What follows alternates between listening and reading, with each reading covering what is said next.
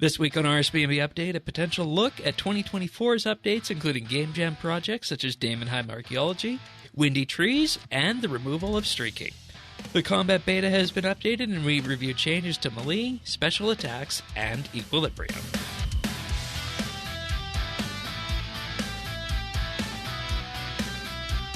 This is RSBANDB Update, episode 965, recorded Thursday, December 14th, 2023.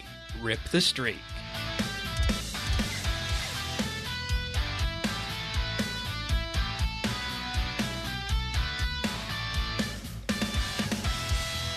Hello, everybody, and welcome to another episode of RSBANDB Update. This week, Tanis, Thaxi, and myself are here. Welcome to the both of you. Thank you, Shane. Hello.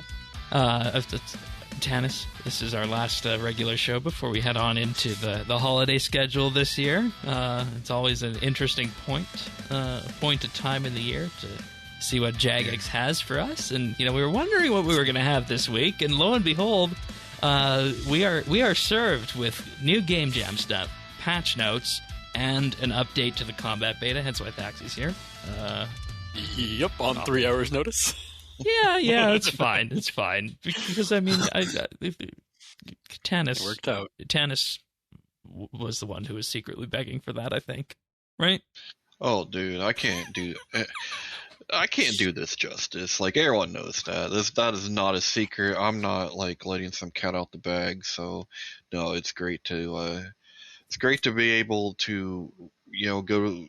We have a deep bench, right? So you can go and pull someone, and it actually always good. So yeah, we have some fun special attacks to talk about. But before we get too far down the track here, full show notes can be found at update.show. The community Discord is update.show/Discord, and the friends chat is BitsBytes. And I also do want to thank our experienced tier Patreon supporters for making this episode of RSBANDB Update and all of them possible. And that's Amos Reed, Andrew C., Drama Free, Jason S., Jesse W., Kesky, Ricky A., Rippeth, Runestar, and The Naked Captain. You'll hear more about the other Patreon offerings available in about 30-odd minutes or so. But nonetheless, you can find me in-game at Shane12088. Tanis can be found at Tanis79, and Thaxi is Thaxi. Okie dokie, folks. Let's just dive into the patch notes. Not too many big ones to write home about here this week. So starting off with some quick Vorkath changes. Vorkath will now be shot down if the ballista fires, as Vorkath was flying in for a special attack. The set effect of Serenic Armor no longer activates immediately when a second armor piece is equipped. Instead, players need to wait 9 seconds for it to charge up, as intended. It's fine. Necromancy runes and ectoplasm should only be consumed from the Nexus if the Nexus is either in the player's inventory or equipped.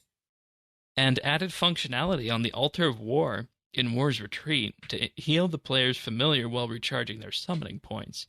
So I'm betting the way this worked is that it was the familiar healing happened when you recharged your prayer, based on what this patch note says. I think it just wasn't happening. People's Blood Reavers and Hellhounds weren't getting healed. Oh, interesting. I don't think that was a function of the Altar of War. I think it just restored your prayer, your summoning points, and your stats. It was healing. It was healing my Reavers and whatnot a few weeks ago. So either that's a bug or it was kind of half missing. I don't know. They might have been recharging in the bank. I don't know if their health recovers in the bank the same way players does. Okay. Players now only take damage when the player familiars now only take damage when the player takes damage to the zonal ice attack with Vorkath. Yep. Good. Added load last preset options to the following bank chests: the Land of Snow, Christmas Village, and upgraded the bank chest in all 4 Elite Dungeons, and World Guardian's treasure at the end of Elite Dungeon 4. Following up from last week, on that as well, the Excalibur now has the option to remove to bank or inventory in the worn equipment interface of the bank, irrespective of whether the activate or wield/remove has been configured as their default option. Good. Then we get to the hot fixes here. Hot fixes. Things that are Muy important and can be done without a server reset. Yeah, and they might be, low key. They might be high key. So a low key one here. Fixed an issue in the Menifos Ports District deposit box for all fish, and upgraded the bank chest's load less preset options. They were swapped. Players will now also be more accurately able to claim gifts from Santa's sleigh after he leaves, if letters are posted during the time he was there. Dude, I thought I was getting ripped off. I thought for sure I was getting ripped off. I want my shit, Santa. Better bring that back. I ain't gonna help you decorate next year. Okay, be nice. I have been nice. I had all kinds of nice points, and I'm pretty sure all I got was a stinking peppermint outfit and a hat. Like, hey, if it makes you feel better, I haven't got a Black Party hat yet on either account. It does make me feel better. Okay. Yet. Yeah. Right. Hey, I'm holding out hope Shane. until he's gone for the year. I won't believe you've missed it until I hear in January that you didn't get one. Okay. Experience rates for Potterington Blend 102 and 101 fertilizer have been reduced. I heard this was interacting in some funny ways with other buffs, so now it's been fixed. Oh, what do you mean by that? Oh, the Roar of Anachronio and some things were changing the XP rates on it as well. Oh, okay, that might explain that. Because we were talking about this at the round table, and in the episode. No, not that one. Unfortunately, we're not that up there yet. And yeah, we were talking about it. But previously, 102 and 101, as they were last week after the update, we were looking at fire making XP rates of about 1.7 million XP per hour there. Which, I mean, to be too fair, much. Fire making is always but if you're gonna have too much in a skill, fire making is the correct choice. Thank you. Yes, it's going to be the least disruptive to everything else going on in the world. Yeah, and the fire making pet is already time based, so you make that skill faster, and then you just get more people at 200 mil without the pet crying about it. Well, that's true, and bringing it back by a third, I think, makes sense to kind of bring it in line where it was before, with the amount of activity that you would have needed to do there. And right. I think the kerfuffle behind this, if there was any, just came from the fact that it was done stealthily, and there was no social media post about it at the time, and we didn't find out about it until people went there and poked their fingers in it or saw the patch notes this week. So people think just looking right for thing. reasons to re. Yeah, and that, I mean, honestly, I think doing it that way was the right thing. Now, they could have mentioned it. They could have at least X'd it, if that's what we say now, or something to let us know if they made the change. But put it in the fine print, whatever. Like, I don't. I mean, but if you make if you draw attention to it, you're gonna catch hell. If you don't draw attention to it, the only thing I don't like is calling everything like shadow something now. Shadow nerf, shadow ban. Yeah, shadow... it's like cringe. Yeah, that's fair. That's fair. And I feel like if you're going to make these sorts of changes, making them within the first week after you change the activity, that's the time to do it. Not 3, 4, or 5 months later. So not too much concern there, but I feel like this just better highlights what went on there, and I think anybody who wanted that that XP rate to stay, we have to have a different conversation, but it's probably not the forum for that. So,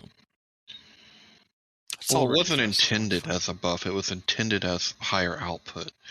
So, that's why, dude, I don't love nerfs, but this is not like it's not the end of the world. And I mean, I know one person's balancing is another person's nerf, but that's a fun way of looking at it. It was really just balancing it out from what they intended. Yeah, right. And you're still getting a tremendous amount of fire making XP there. All the output of all the arrows and fun stuff has been doubled. So I mean, we're still coming out ahead in my view on this. So, all right. I want to highlight a bit about what some of the JMods have been up to for GameJam this week. And, the usual disclaimer goes with all the GameJam stuff is that they're not on the schedule. We don't know if and, when they'll come out. And, the first thing that comes up on this list is Mod Days, making it so that the Barrows puzzles at the doors no longer close if you're under attack. One of the most annoying things. And... How's it 2023? But both of the ones that you're going to talk about. Yeah, the next one is that he makes a spirit attraction potions last 15 minutes. Yeah, which is that's awesome. They were too expensive to use before, so. But that Barrows one, I'm like, that's true because I forget what it was, but something made us do Barrows not all that long ago. Defender hunting. No, it was necromancy. When you had to go and you're making your armors and stuff, you had to go and do it. Yeah. No, right. Oh, yep. Right, right. And I remember trying to do the puzzle and being attacked and then closing it out. I'm like, same as it was back in 2005. Yep. I love the work Mod Days always does with that. That's great. Mod KOC is continuing work on the Daemonheim Archaeology mini site. This is my favorite one. This is the one I'm looking forward to the most. And this is the one that has the biggest caveat. Because there's no artist assigned to it yet. And I know it'll be small. It's a mini dig site, right? My expectations Well, the Centista one was a mini site, right? Nah, it got turned into a full. It got the upgrade. I mean, technically it doesn't have its own, but Okay. All right. I don't know. I look at a mini site as maybe one location of the Dragon Kit. Right. I mean, That's what I'm expecting, and anything more than that, I'm very pleased. Exactly. Oh, yeah, absolutely. And that level of things, good. Cool. Yeah, and his update with this is that he hoped to have it playable by the end of Game Jam, and the main thing limiting it going forward is that there's no art person assigned to it to generate the images for the artifacts and whatnot. So, and with any mini site too, they'd have to probably test and balance any relics they were going to add, or any other rewards and upgrades on the site, any new materials if they're adding any of those kind of things. And this could be the best thing to ever come out of Daemonheim. All right. Some of us actually enjoy dungeoneering. What if Floor 61 was an archaeological site? I mean, that would didn't isn't we Floor kind 61 Zamorak's base? Yeah, that's kind of what we settled on in the end. Floor 61 being Zamorak's base. I remember there was that whole Floor 61 discussion that people wanted at one point. But really, we wanted it for a while. I thought it was no, it's Zamorak's base. Oh, I thought his base was just down there, but not that. No, and then the doors. It's the floor beneath. Yeah. Yeah, and then it's a throne room into the portal room where he reemerged onto Gillinor. Yeah. That's why Bill Rock was digging down there, I thought. And that's also where our Soul Gazer friends are and whatnot, right? It is, yeah. Yes, yeah. But I always went through a portal, so I guess I didn't connect it. Yeah, fair enough. And, based on the they didn't want to require 119 dungeoneering. And based on the image we have here, it looks as though the site will be topside inside the rooms that were initially supposed to be used for matchmaking and whatnot, and where you emerge after a dungeon. So, neat. They haven't been used in a while. Yeah. Since ever. I think they might have gotten used on release day. Not by me, but... No, then after that was it? Yeah. All right, then we go to Mod Giragast, and it doesn't exactly say what it is here, but my blustery Game Jam prototype. And if you look very closely at the video, what you'll see is that they have added swaying of the wind to branches and foliage in the game. It's awesome if they can go through. Yeah. And, I mean, it's even on little things like the ivy that's just hanging off the side of the Everlight dig site as an example here. We'll see. I mean, it's something they'd have to make toggleable, right? Because you have to be worried about motion sickness and stuff for a lot of people who play games. Right. Because, even looking in Lumbridge, you can see that, some of like the lilies and whatnot are moving at a pretty brisk pace too. So that's actually a good point about making sure this would be toggleable. But super cool. Like, I would be so excited to have that on. Yeah, like I didn't even know the engine was capable of this. I thought like all those plants and whatnot that we had in game and like the ground textures, I thought they were just, static. So yeah, they're making dynamic models for them, I guess. Yeah, I got to send this one to Zant, because this is another case following our graphical bit of just realizing what the engine seems to be capable of. So wowie. I wonder though, like as they make it, force it to do. but as it looks more modern, as you're seeing things like that you're used to seeing in these little details, to me it almost makes the movement feel clunkier. Like it I don't know, like I almost want to turn things down to make it feel like right. Make it look like old school. Yeah, well, kind of like just to make, I don't know, because as it's looking good, you just want to press a button and go, right? Like you want to like look around. I mean, I feel like this is the fidelity people have been asking for of RuneScape and the game engine for years, and we're finally, seeing that it's possible. Well, if that's possible, then there's even more things that are possible too. But oh yeah, all luck with it. Yeah, like I mean, hey, if this happens, I know this is going to break a billion people, but if this happens, cloth physics, please, for outfits. Why don't we have that? We have capes. No, but they're not actual like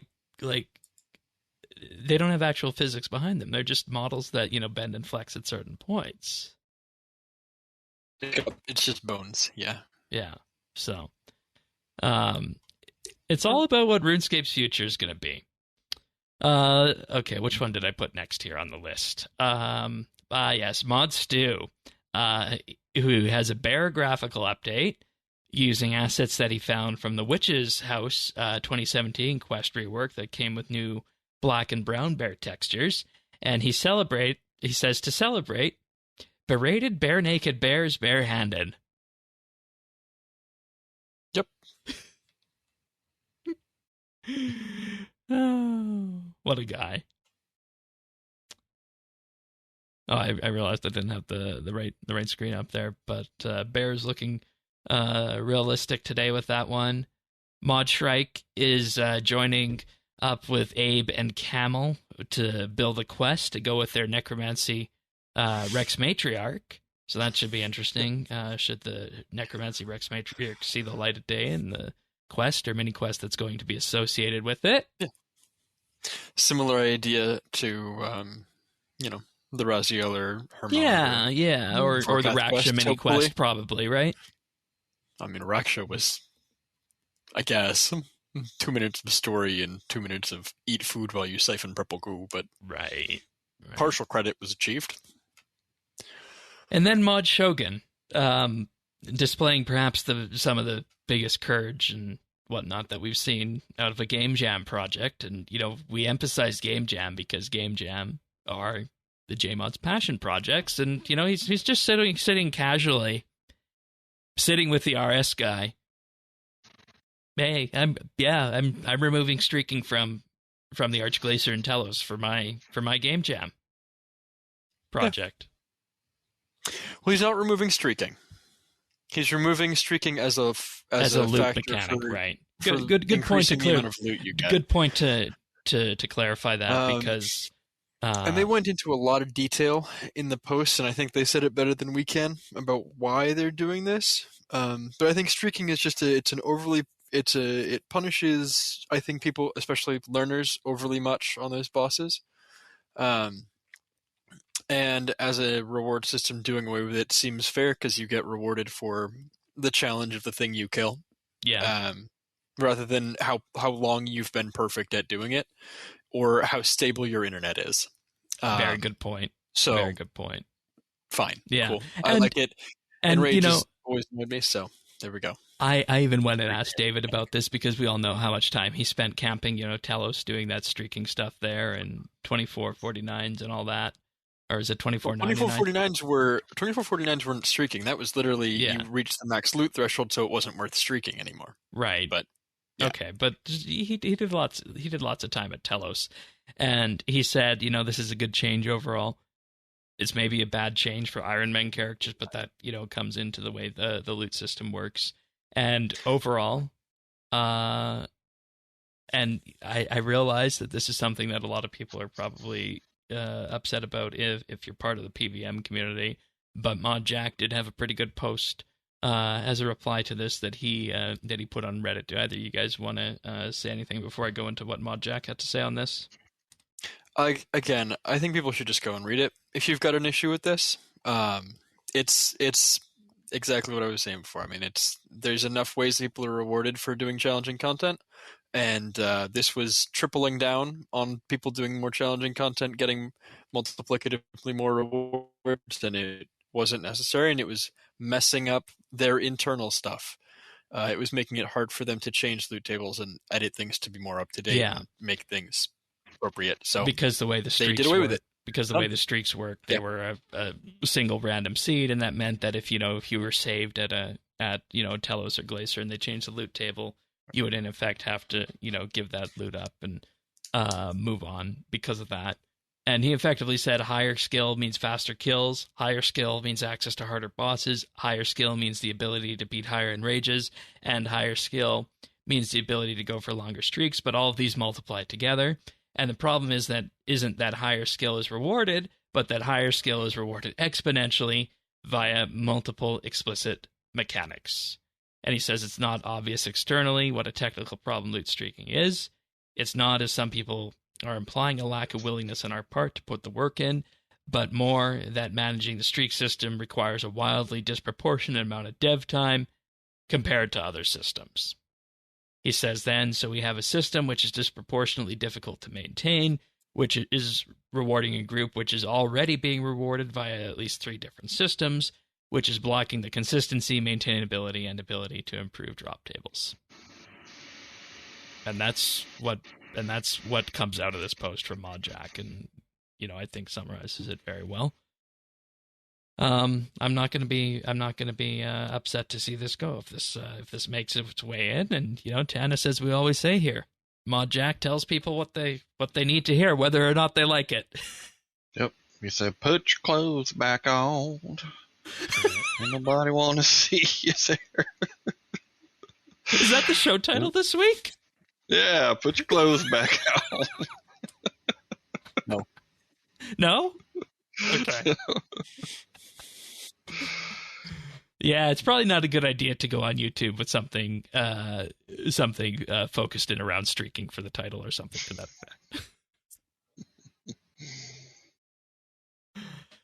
effect. In any case, Jagex is also looking for suggestions for the 2024 community hit list.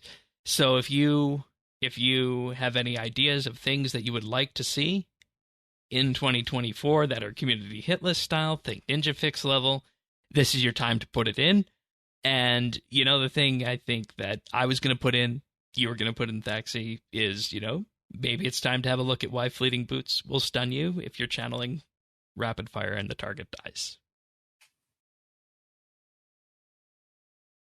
I literally can't think of anything else. I don't know. It's a little overdue for that to be fixed. Yeah, it would be. So 4 years. Tanis, do you have anything that you can think of hit list wise that you would throw in?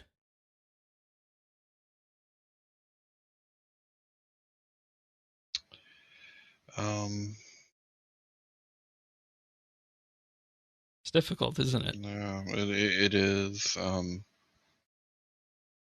Still would love. I mean, I would still love to see a very audible sound for loot beams. Oh, that's actually a good idea. That's actually a good thing to put in, like an audible, accessibility focused loot beam.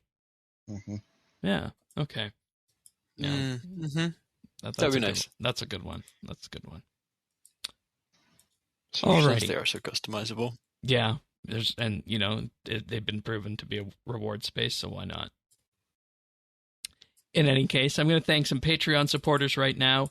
I'd like to thank this week Alvaro L, Amos Reed, Andrew C, Arvids L, Chulbura, Dominic R, Drama Free, Duramax, Free Milk, Gila Fleur, Jacob G, Jay Gizmo, Jason S, Jeebus, Jesse W, Kesky, Lemon Lodge, Ling01, Nate the Great, Pernasius, Renhawk, Ricky A, Rippeth, Runestar, Samuel FL, Scott DS, Shirt Pants, The Naked Captain, The Dabbing Goat, Tim, Tom V, Ukulele Steve, Zant, and Zazakon. Big, huge thank you to our Patreon supporters for allowing us to do what we do here. And, just enabling so many of our, I guess you could say, behind-the-scenes antics. Flying round table, Tokyo to Osaka, monthly bit. First one about RuneScape's graphical future in January's. Tannis's redemption arc for the for the Slayer skill. Mm-hmm. A hot or not task list.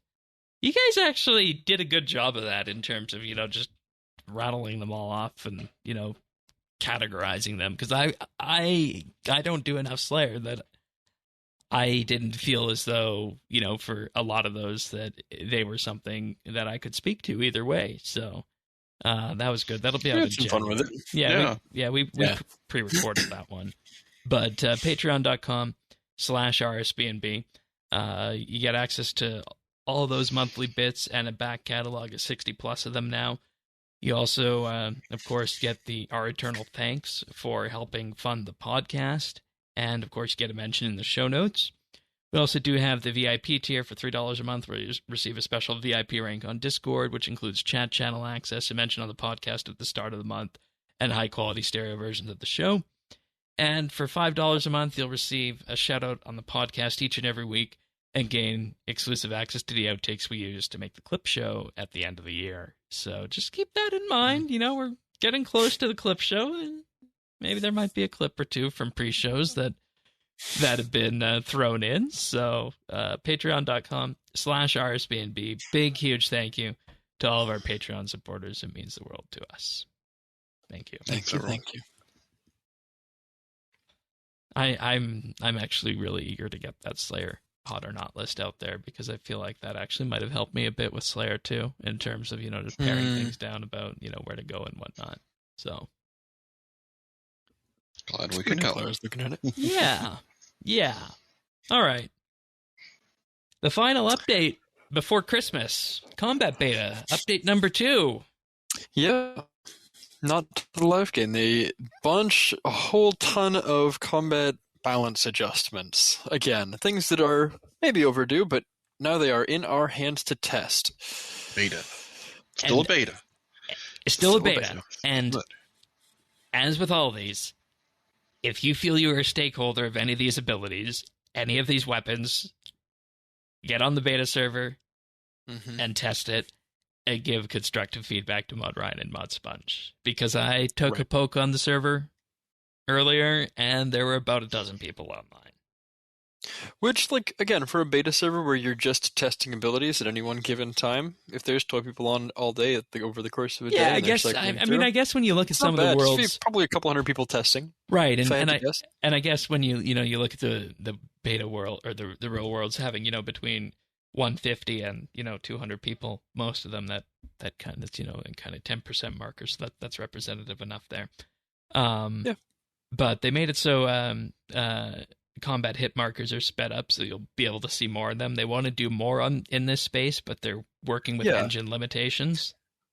I mean, it's part of the issue of when you hit, I think it's max of 6 or 7, right? Targets that can display on the target at a time. Yeah. And whatever time it takes for them to fade, no new hit spots will show up anymore.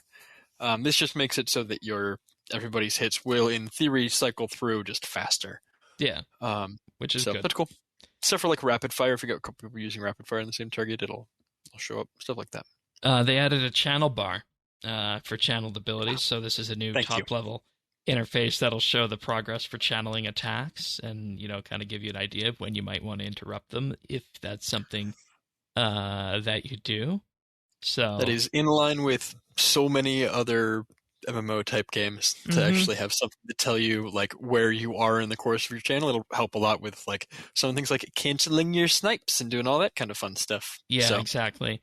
And my hope is that, you know, seeing something like this added in terms of an interface element that can be moved is that it opens the door to other interface options they can. Necromancy.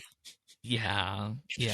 Like it would be nice to have a thing like this for Necrosis and Souls that you could just put in your UI in a convenient spot. So, right. That's what I see with that.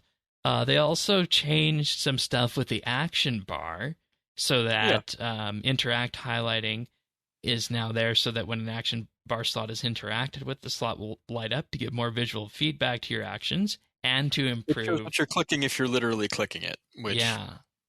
Or it'll show what you're hitting with your keyboard as it's firing, which is cool. But there's a second part of the sentence: to improve it with third-party watchable. Yeah. So, like, if you are, like, effectively, like, right now, I think the best example of this is probably the RS guy's stream. At least that's the one that I'm most familiar with, where when he hits abilities, he has an overlay that shows what he's using. This just says for people who don't want to go through the effort of finding and setting up the extra plugins or programs to do that, people can actually see which abilities they're using in real time. Which is important when you think about having it. A keyboard tracker or something. Right. Yeah. Because the game has to be readable. Action bar cooldown information has been enabled by default, and remove the setting to toggle this on and off. I didn't know that was going to be a thing. Reposition the ability cooldown information to be centered within the ability for better clarity. Yeah, rather than a bottom corner. Yeah, good.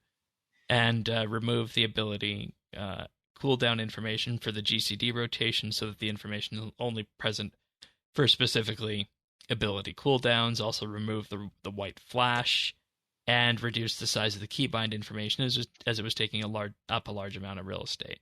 So just general nice things for the readability of the action bar. Yep. Then we get to removing the visual clutter.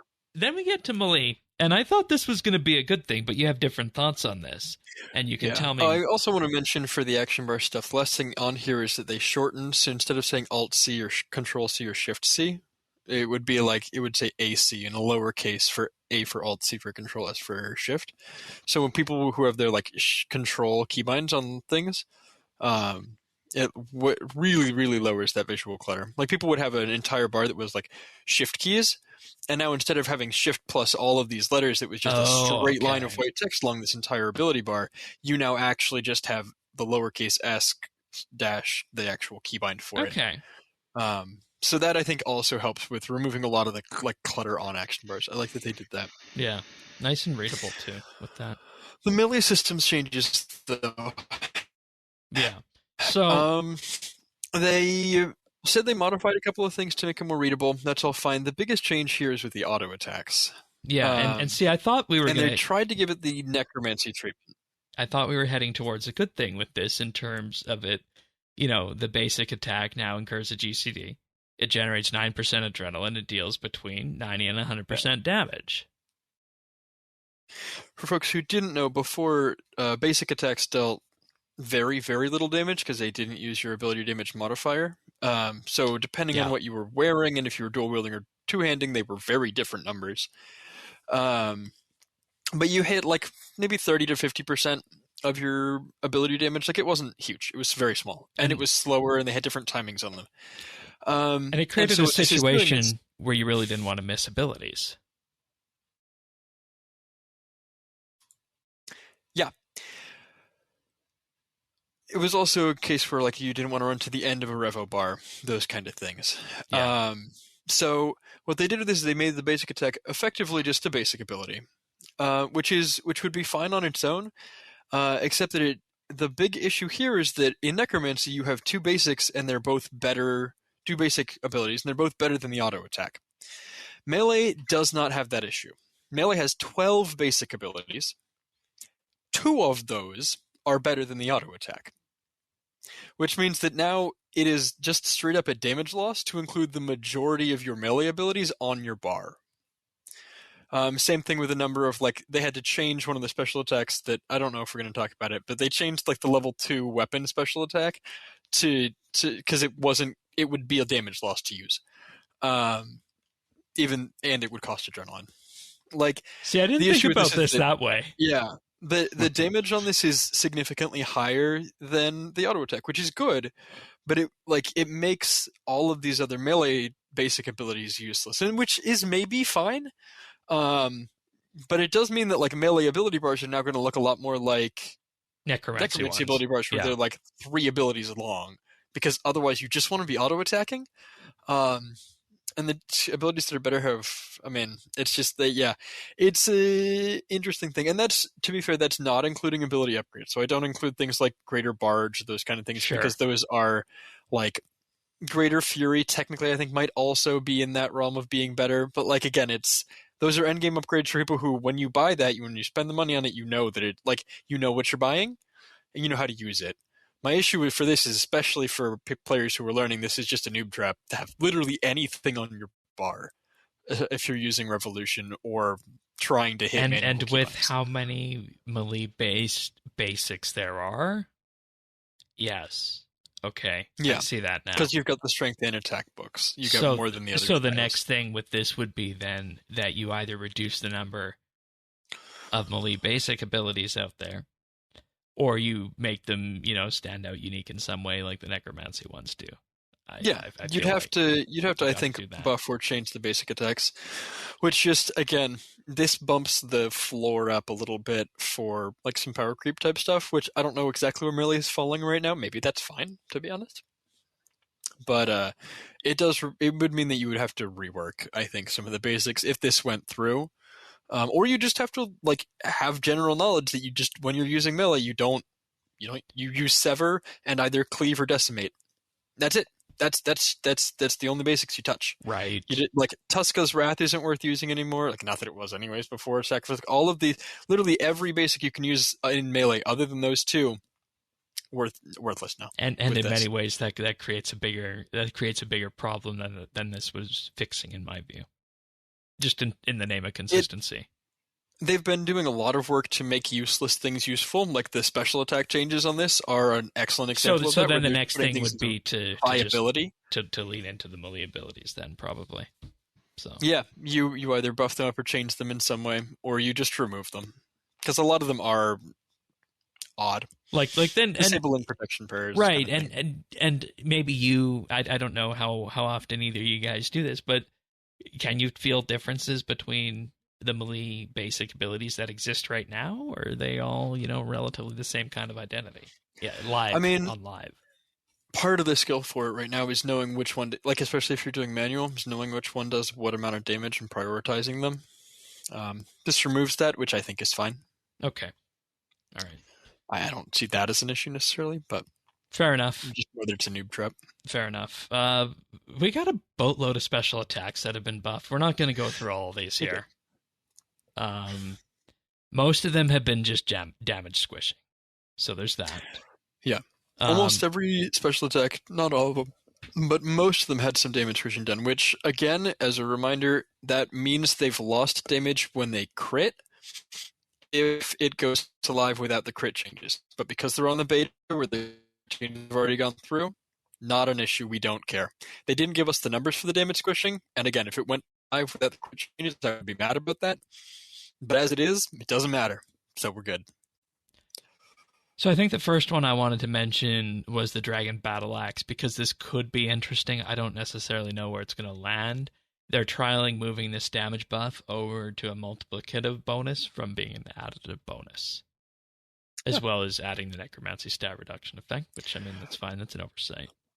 So, I mean, this was always something that I would use back in the day as, a budget special attack, and it's still viable to do that for melee. So, that's going to be interesting to play around with on the server. Well, I kind of wonder exactly what they did with this, because previously, part of the reason the Dragon Battle Axe was so good is because it had a 2-part special attack, one part that it told you, one part that it didn't, that it added to your levels, which was on top of things like overloads. and it also added to your damage. It was a percentage-based damage increase. And so I wonder what sections of the buff got moved, or if one of those buffs got removed without me noticing. But the Dragon Battle Axe used to be so good because it was a multi-part buff. So with that, I think we can talk about the Armadyl Godsword next. Experimentally up the damage to be more in line with Dragon Claws, 235 to 400. Yeah. Previously, this would have hit capped to all get out, and been a waste of damage. But because the hit cap got raised, this will just hit like 12 to 20k. It might hit the new hit cap on a crit. That's gonna be fun if you've got all the other damage buffs going. Yeah. AGS is the new Dragon Long in terms of like hit big numbers, go burr. And, we all love big numbers at some point when it comes to these sorts of things, don't we? So right. It's not quite the Dark Bow, but it is, for only costing 50% adrenaline. It's a pretty solid,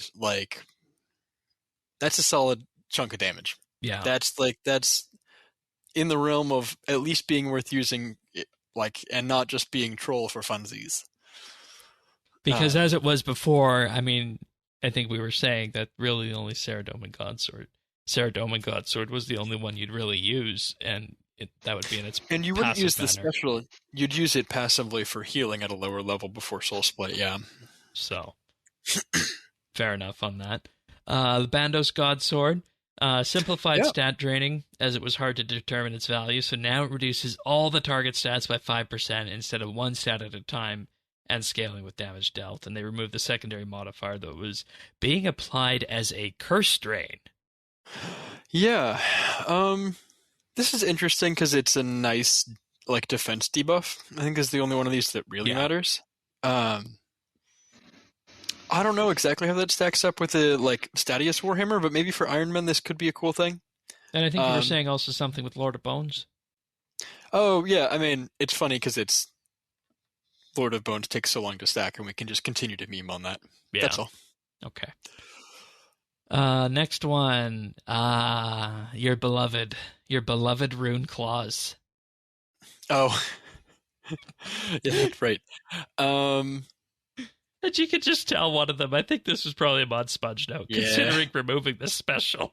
That they said damage control, only considering removing the special. It's one of those Dragon Claws. Even when they were first released, they were still bad. This was the all the other rune items are free to play, so they can't have specials because specials are a members only thing, and so they put them on the members only rune weapon.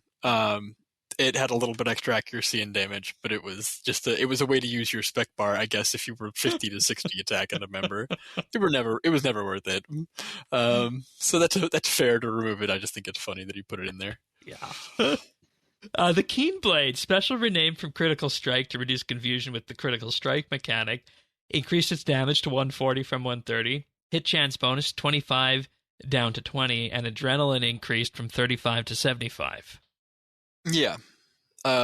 Again, a lot of stuff. TLDR, they made it more expensive. It's the new weapon. They added a little extra damage so that it didn't hurt you to use it with melee auto attacks being better. But 75% adrenaline. I mean, if you don't have any... The thing is, remember when you're low level, you don't have anything to spend it on. You don't have any threshold. You don't have any ultimates unlocked yet. Okay. And they all have long cooldowns. So, when all of these abilities are on cooldown, you're just sitting at 100% adrenaline. And you got this at, level 2-ish? Yeah. These are... It drops from level 2 trolls in Birthorpe. So, there we go. Fair enough. Next up, the Barrel Chest Anchor. I remember running around with this, having a fun time. I don't know what's super important about this one. They changed the things so that it's a base hit chance increase a little bit.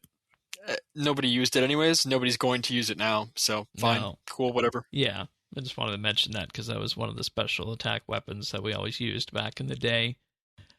The Abyssal Vine Whip. We want this to be good, but the verdict might still be out on this one. Though, given the fact that the current Abyssal Vine Whip was garbage, the spec, rather. There's a lot of things on this list that went from being not good because they never got updated to now being just fine. This is one of those things that's just fine. It hits for less damage than an AGS for the same cost. And it hits over the course of like 30 to 40 seconds instead of hitting all at once. It is just worse. The maybe argument you could make here is if you had Cinderbanes on and Weapon Poison, it does have 11 total hits, and so it's 11 chances to activate Poison. And it's poison damage. Which would bump it up. I mean, that doesn't matter. But it would bump it up a little bit to be better.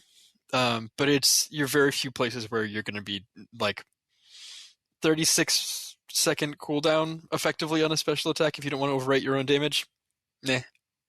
Just use an AGS or anything else, declaws, whatever. But it's an option for like Iron Men who have this, or for low levels who are level 75 want a strong spec. It's there. Again, buy an AGS. But there you go. The God Bows, Guthix Bow, Saradomin Bow, Zamorak Bow. These are interesting, kind of. A lot of number changes that if you want to know the exact specifics, you can go and look at them. The big thing with these, the simplified explanation, is the Zamorak Bow does damage, the Saradomin Bow does healing, and the Guthix Bow is in the middle. The Zamorak Bow is just on the whole worse than a it's awful. It's worse than a Dark Bow. Don't use this. It's far worse than a Dark Bow. Maybe useful for Iron Men who don't have 92 Slayer. Or whatever Dark Bow. 90. 90. Yeah. The Saradomin Bow, potentially interesting. The new effect on it, you heal for 100% of the damage the special deals over the course of 15 seconds. The special hits cost 30% adrenaline, so it's a little pricey potentially. Hits for 140% damage, which is a very weak threshold. So it's a big adrenaline cost for a couple thousand heal. Again, maybe if you're a low level, consider it. You're not going to get a lot of healing out of this unless you put it in an essence of finality at a high level and use it with a better bow. And in we which didn't case really you just have any better ways. I mean, obviously, food, obviously, but weapon-based healing on ranged, we didn't really have much of that before, did we? No. I mean, we had this. This was the thing before. It now heals technically twice as fast and just half as much because it used to heal over 60. Again, it's fine. If you need a little extra healing, it's cool. Again, all of these usable, maybe not great, but usable. And I think that's the key point of what we're seeing in this list is that things that weren't usable before have been made usable, and there's nothing in there that's going to be the new Dark Bow. Yeah. Is the sense that we have here. Point in case, next example, the hand cannon. Yeah. They decrease the adrenaline, they increase the damage by more than 2 times. But effectively, it does just barely over half the damage of a Dark Bow, and costs just barely over half of what a Dark Bow costs, which is to say, it takes 2 GCDs to do what it's a budget Dark Bow. GCD. But if you're an Iron Man or a lower level person with access to this, you can stick this, and you have an EOF. You could stick this in an EOF. And see, that's another thing I really like in terms of seeing this, is that it's not so much necessarily about the individual changes. It's about creating the choice out there for people who don't want to use the meta Dark Bow or can't. Using the spec now. Yeah, exactly. Yeah. Again, cool changes. They're modernizing a lot of the specs. That's effectively what's happening and making them new or interesting.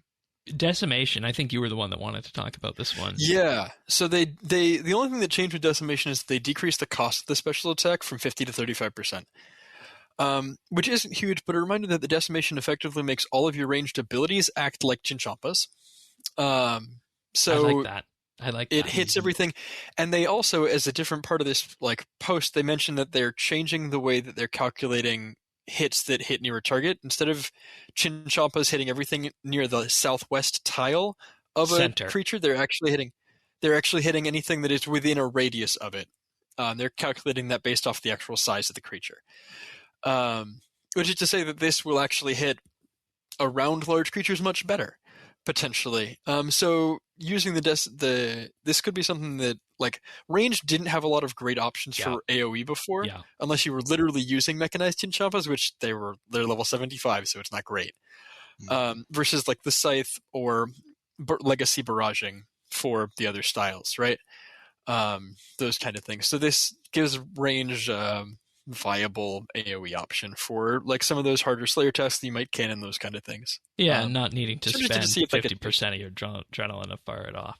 So right, every 10 seconds, which was a lot. I mean, like with this change, I might, get one of these just to have it and play around with it.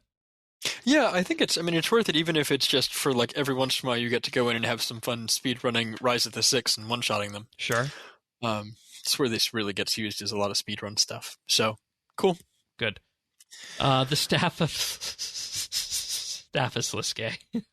Yes, yeah, last thing on the list. So again, they squished a lot of stuff. We're skipping a lot of stuff, but the last thing to talk about is Staff of Liske. They've been talking about upgrading that special attack for a long time, and the only note they have here is Kek W. It is. They will. The Staff of Liske is a problem for another day. Oh boy! All right, Bow of the Last Guardian. Lots of text on this one, but you have a simple way of summarizing it. Yeah, we want to just. It's in the note at the top. Bow Last Guardian interacts interestingly with the new crit system, where it was getting more than it probably should have, and it was effectively a buff that shouldn't have been, and it was overperforming by just a little bit. Just a big bit. So they tuned the numbers on it and the way that the spec works exactly so that it works when you're playing. It feels the exact same, and it does the same damage. They just changed the numbers so that it works with the new system. Done. Bow of the Last Guardian owners should be happy about that. It's fine. Yeah. They made it continue to work as it did before. How about our cold cuts? Yeah, the longswords. They completely redid, because before the special on these was like they did a couple of things where like you could use Hurricane dual wield, and they completely removed that, which I'm a little sad about because I liked that. That was a nice interaction there with Hurricane. Yeah, it was fun. Because dual wield really didn't have many AoE options, did it? No, and it also decoupled Hurricane, like it decoupled the cooldown on it, so you could use it and I think it's Assault. But again, fine. Those are now gone, and they replaced them with, if you're wielding the main hand, you get a little bit of extra adrenaline at a small chance. If you're wielding the offhand, you also get a little bit extra. Or no, the main hand, you get a little bit extra adrenaline when you're applying things, and then offhand is, what did they do with this?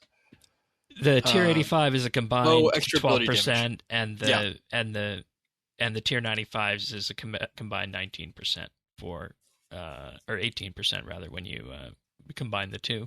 Yeah, they've got a chance to. So they apply stacks to your target, but effectively the 85 is just a basic damage increase, which is fine, and the main hand is extra adrenaline, and they both have a chance to apply a stack. The stack is the thing that gives you the extra damage or adrenaline. And then there's a special attack, which is only in the tier 95s, where you consume those stacks to do damage. Roughly speaking, the damage breakpoint on this, in terms of the adrenaline cost and the damage you do, the target has to have like 8 to 10 stacks probably before you're breaking even on the cost and damage, versus just using a special attack instead. Which, fine, but you're just not going to be attacked. You're going to have to attack a target about a minute probably before the special attack. Yeah, so we're looking at like bosses here, effectively, right? Yeah. It's still there. It still exists, but the passives on these are the big seller. If you're using the tier 95s, it's about 0.5% adrenaline extra per on hit every time you hit the target, which isn't nothing. It's like there's auras that do the same kind of a thing. Auras and perks. So it's a little extra adrenaline, a little extra. What do we think about the fact that the special attack is AoE, the one tile around you? You have better options. I mean, again, they took away the ability to use Hurricane with them, so they gave us this on the tier 95s. Fine. The tier 85s, I would say, are no longer worth using. Like, I considered if they were worth it or not versus Drygors in some places. Yeah, and just consider how cheap Drygors are to get, right? Yeah, I mean, the off-hit, the longswords weren't terribly expensive either. The base ones, they're more expensive than a Drygor, but like it wasn't orders of magnitude more. Drygors are more expensive than they used to be. Interesting. So again, unless these have gone up in price significantly, I haven't since looked, last time I checked them. But I'm not worried about it. Yeah, nonetheless, I just feel like this is. I would just say Dragor is better in pretty much all stages over the tier 85s right. now. The tier 95s are they're gonna scale better over time when they release stuff later. So yeah, cool. exactly, and it's gonna be a tool that people who use Melee are gonna want to have. That's good. Yep. Equilibrium. Yeah.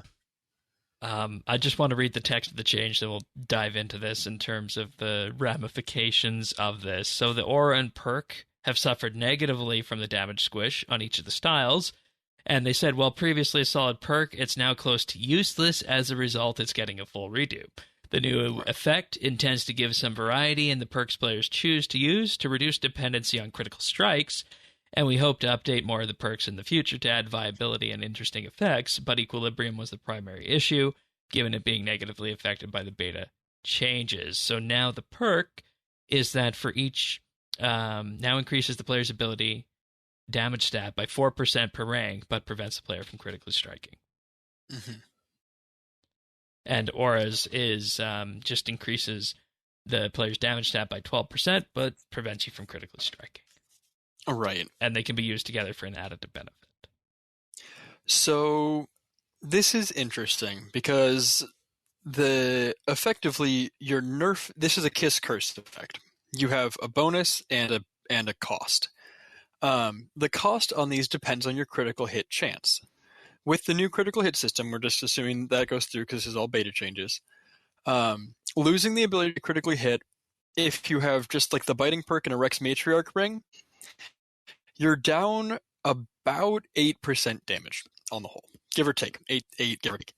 Plus minus 2, kind of depending on your situation and what abilities you're using. Because remember, not all of your damage can crit. Stuff like bleeds doesn't count into that, so you have to like tamp that down a little bit in terms of how much of a damage loss that is.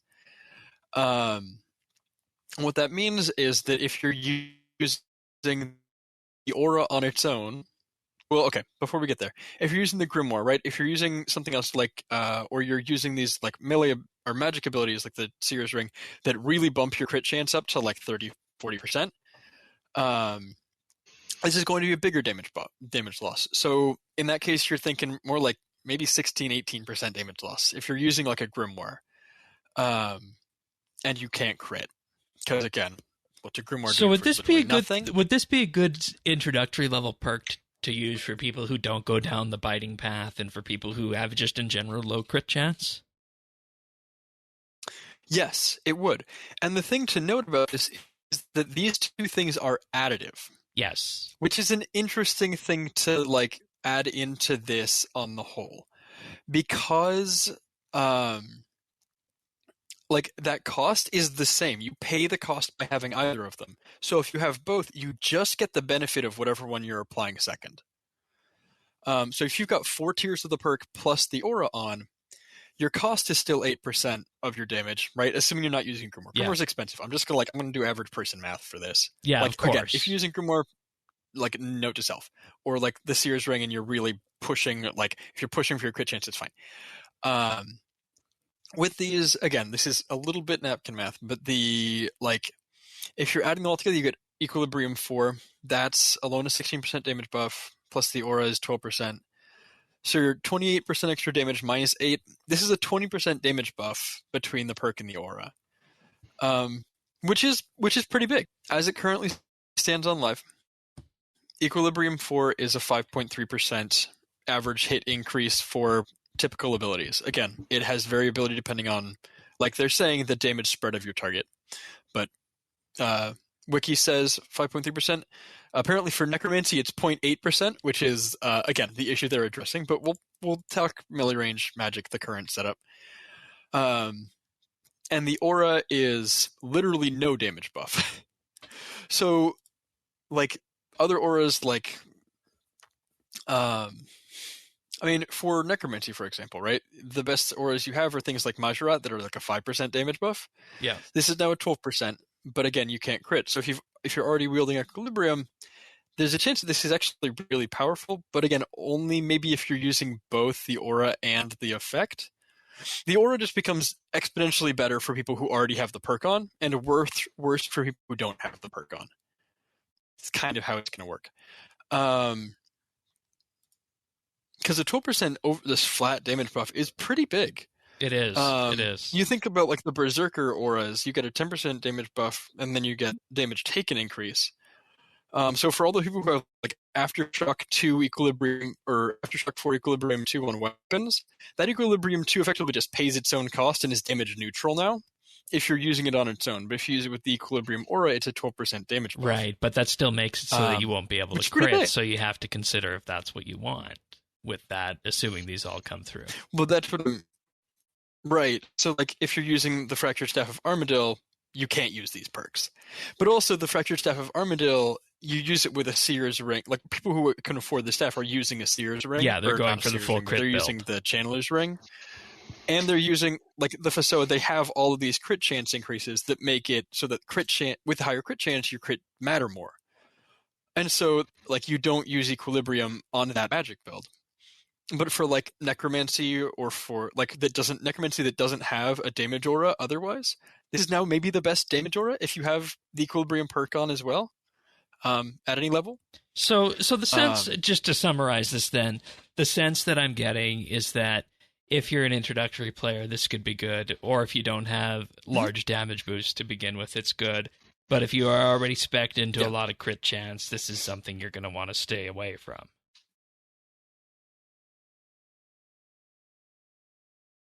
Yes. And again, especially good for low-level players because the new crit system, as your crit, the crit damage increases with level.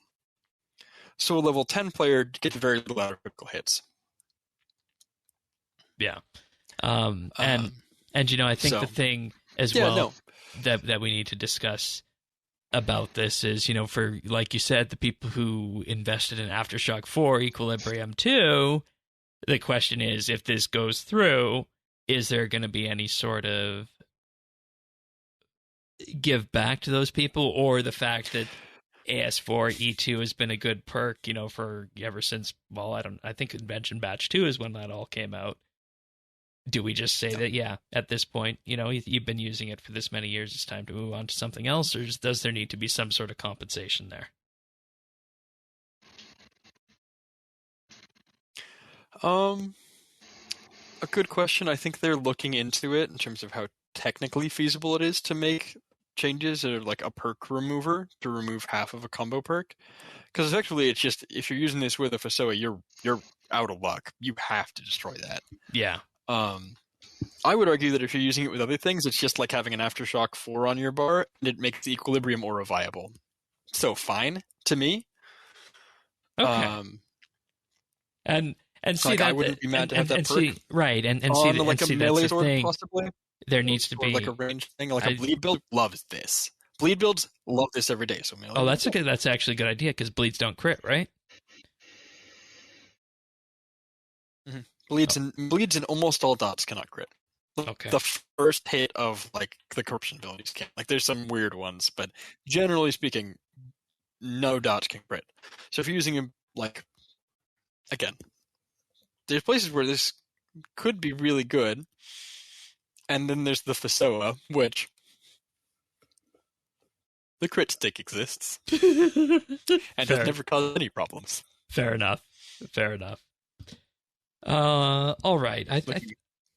I feel like that's probably it on Equilibrium today, unless there's anything else. I feel like that was a good rundown, and you know, the question about if there's reimbursement is something that the folks involved in this will discuss as we move forward on this. Next up, some changes to global cooldown abilities, and they said less combat experienced players often fall into issues with abilities that are semi-off global cooldown, namely Surge, Escape, and Die. Where players use them on specific cycles, they would eat their global cooldown and generate adrenaline. So with these, they're trialing making these always off GCD, so you're less reliant on specific ability order. Not much to write home about there, I don't think. And they're classified as abilities rather than basics, and they will no longer deal adrenaline. Yeah, okay. I mean, effectively, the way they worked before is if you use them when you could use an ability, they would cast as an ability and generate you adrenaline, and put all of your skills on cooldown.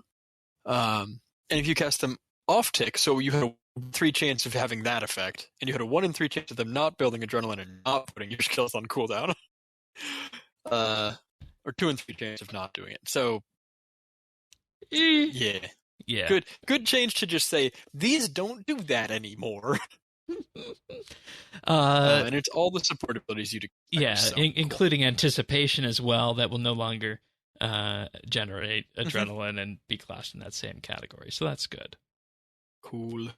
And now everybody's favorite big one, the best way to end the beta discussion here. Death Swiftness and Sunshine has been reverted to 7x7, but they increased the size of the visual to show you just how big it's going to be. Yeah, so you can't stand outside your Death Swiftness and have a Death Swiftness effect anymore. Great change. If you've seen how big this is, it's really funny. That is a massive circle. It's like twice the radius it had before. Yeah, so whenever you go to raids now, the entire Yakamaru arena will just be dotted by these. Yeah, and I'm hoping it's not like disturbing if you've got like 5 people using lava sunshine, or whatever the like, because there's or Death Swiftness. I think there's a couple Death Swiftnesses that are visually cluttered, but I know there's the nice blue one. Yeah. So, well, we'll see. Yeah, I like that. It's a fun visual, and I like that it actually shows where you can stand. So cool. Yeah. And then just in the general patch notes, Metamorphosis no longer reduces players' damage. Deadshot now hits the correct number of times, both at a baseline and with the Igneous Calzil. Limitless activates properly, and the combat dummies at War Retreat will now play a defend or flinch animation when they're hit. Yep. When they're inflicted with a hit, because they say this was bugging us. This was really bugging us while testing. So basically, the combat dummies will just constantly be spinning while you're attacking them, which is fun. Yeah. Yeah, the rest of this, a couple of these were existing issues on live game that were just quiet bugs, let's say. And a couple of them were introduced with the beta, but good changes all around. Neat. Alrighty, well, that's the combat beta. If any of these speak to you, go test them in game before January over Christmas, and relay your feedback to the wonderful people known as Mod Ryan and Mod Sponge. But with that, we have a few achievements. Thank you to them for all of their hard work. Yeah, I mean, it's clear at this point that they're doing this because they play the game and they want to help us with it, so it's something they benefit from, and it's something we'll benefit from. And having that knowledge behind an update like this is just so important. All right, moving on to achievements. Starting off, we have Noonie01 with 99 Hunter on the 13th, Mej Quest with 99 Woodcutting on the 11th, as well as Ni Nightmare with 99 Necromancy, and Izant got 120 Divination on the 9th. That is, of course, Arzant.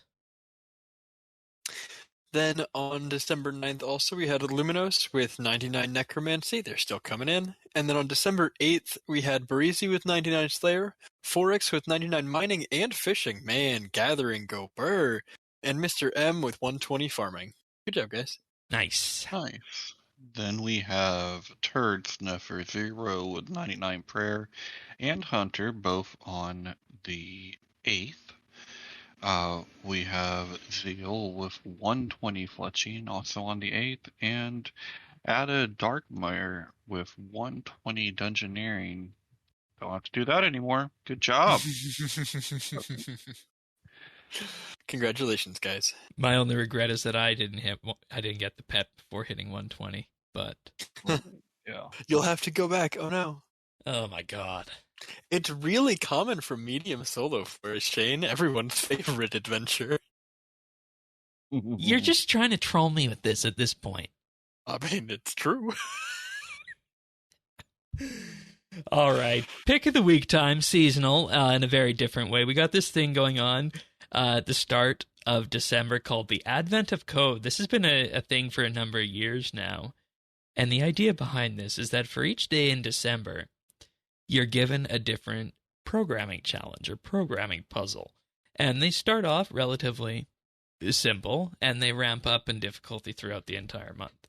And I haven't done any of them yet this month, but it's something I'm planning to go through over break on one of the programming languages that I want to kind of lean into. And that's what I always see as the benefit for these sorts of things is that if you already have a general idea about how to code and you're in effect wanting to knock some rust off of a language, or if you're wanting to dabble into a new language, I see things like these kinds of exercises in Advent of Code a very useful thing.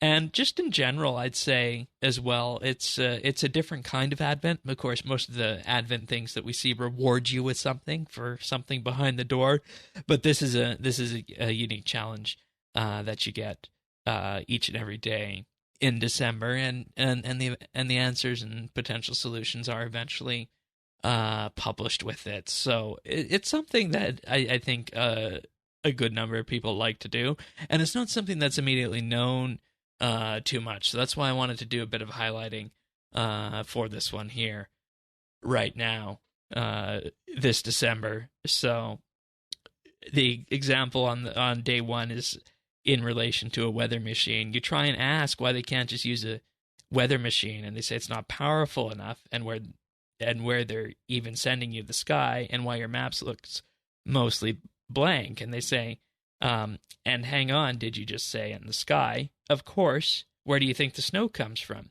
When you realize that the elves are already loading you into a trebuchet. So the idea behind this is that you're given, in effect, a series of calibration values, and you need to calibrate it based off of the numbers that you're given, and the end result is 142. So with that, you're in effect just dive in and solve the problem after that. So I don't know if this is going to be something for everybody out there, but it's a very unique pick of the week, and something I've been wanting to do for a number of December's down the line here for pick of the week. So that's the pick of the week, adventofcode.com. And I'll probably be doing mine in Swift, because I used to do a lot of Objective-C. That's the Apple language, but I never really dove that deeply into their new one, Swift. So that's going to be the one for me. But I don't suppose I could interest either of you in this. No, I might dabble a little bit in Python, on the weekends. But yeah, exactly. I'm the same way. I learned a little bit of Python in college, but that's my only programming experience. I would have no idea what to do with any of this. Okay, fair enough. All right, what have we been up to, Tanis? Let's start with you. And for folks wondering what happened here, we did lose the video feed, so that's done for this episode. But what have you been up to, Tanis? Yeah, connection issues. Sorry about that. Yeah, not. I've actually just been playing a lot of RS3. I have really been bouncing around as one RuneScape. Yeah, but this week I've been, just doing the dailies, because it's the doubled dailies for free. So doing those every day, getting my letters. I thought Santa wasn't giving me all my presents, cheap bastard. So yeah, but just basically doing that, doing woodcutting, and then after last week, when I'm not doing tree runs, I just go and hang out and do the fletching at the accidental fletching spot. Why that one? Because probably the next big 120 push might be fletching, so just gathering the stuff, put it all together. Fair enough. How about you, Thexy? Primarily dailies for me. I'm going to be traveling over the holidays, and laptop doesn't play other games super good, so I'm looking forward to having a whole bunch of RuneScape grinds over the holidays. But I've been logging on for dailies.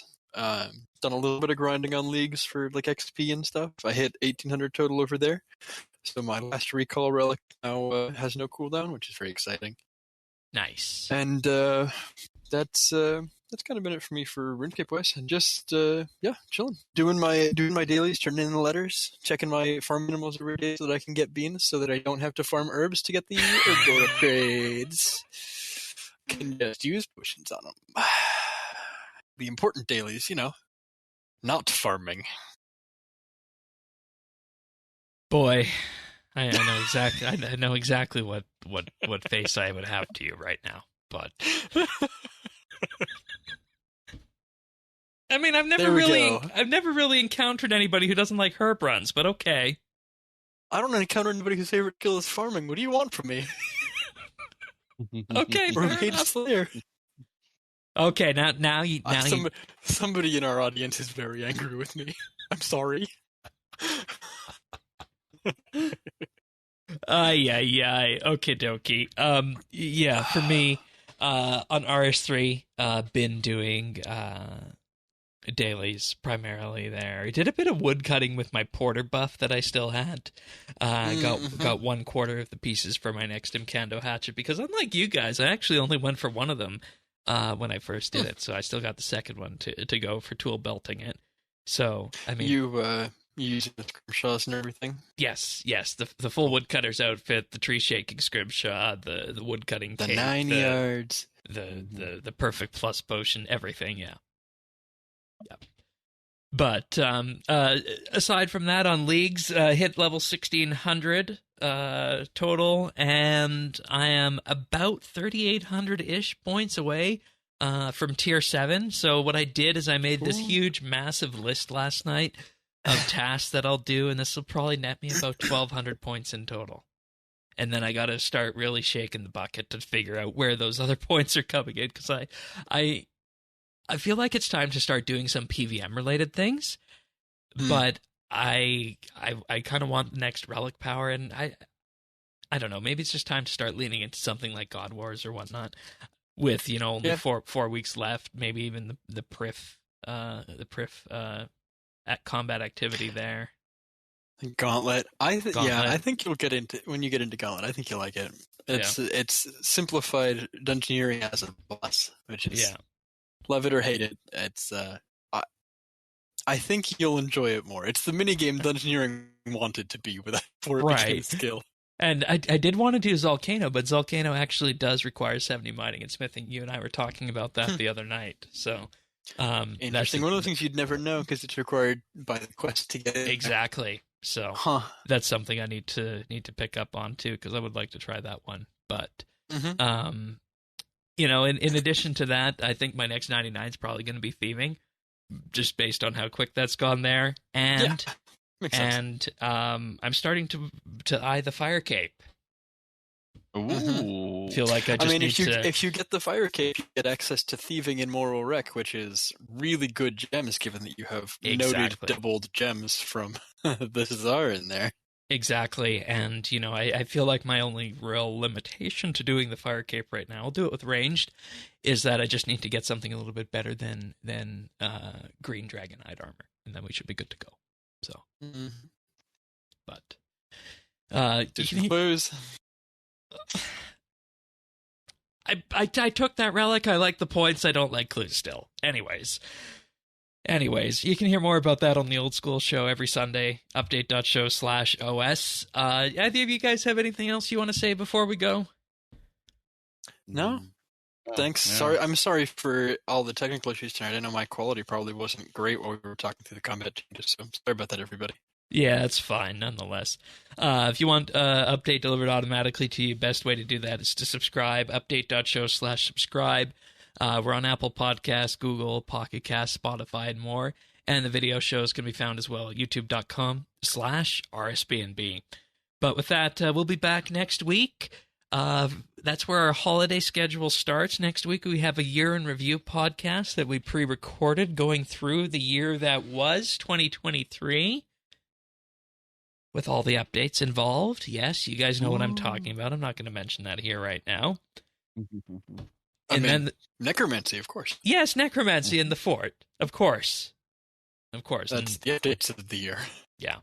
And then after that, we have the clip show. And then after that, we have a podcast catch-up week. And we'll be back something like January 12th, I believe, since JX's first update is the 8th. So we'll see you guys next week for another episode of RSBANDB Update. See you then, everyone. Take care. Ciao.